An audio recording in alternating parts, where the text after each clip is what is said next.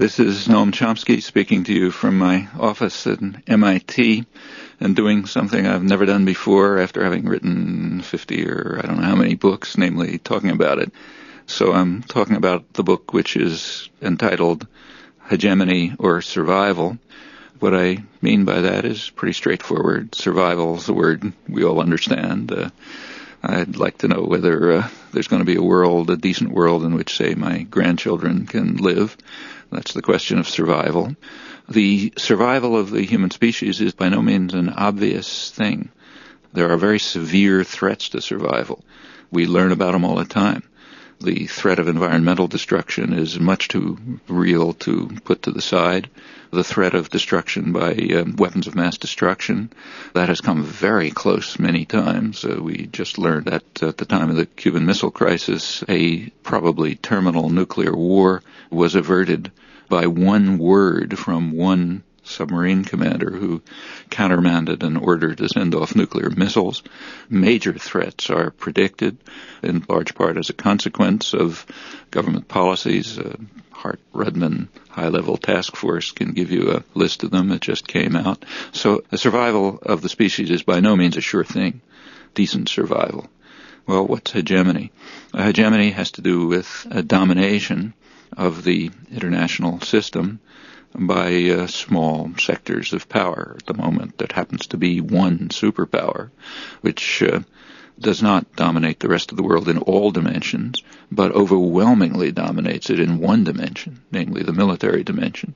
The United States now probably outspends the next maybe 25 countries in the world in military expenditures and is increasing that lead, and furthermore has made it extremely clear and unambiguous that it intends to make sure that it will dominate the world by force, the dimension in which it reigns supreme, and that it will tolerate no competitors. This has caused plenty of shudders in the world, even in the U.S. foreign policy elite. And though it's not unique to this administration or even to the United States, it is taking a historical form which is unusual, maybe unprecedented. Well, then what are the consequences of hegemony for survival? Unfortunately, if you look at the factors that surround hegemony, the short-term goals to maximize profit, to increase control of the world, and so on, you ask how those goals play out. Turns out they do happen to threaten survival.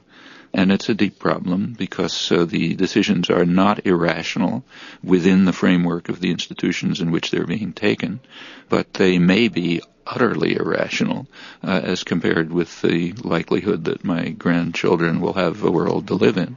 So, for example, in the military dimension, carrying forth the announced goal of controlling the world by force and ensuring that there are no competitors is almost certainly leading to proliferation of weapons of mass destruction, increasing of tension, increasing of the likelihood of terrorist operations, which could be quite serious. And those can, in unanticipated ways, lead to massive destruction. Just to turn to another dimension, the United States is alone in the world, and this is not Bush, this goes back to the Clinton administration and before, is alone in the world in trying to move to the militarization of space. Those policies are intended, as is stated, to ensure U.S. commercial interests and investments. However, if you look at those plans, they pose an extreme threat to survival because of the nature of the systems that are being considered.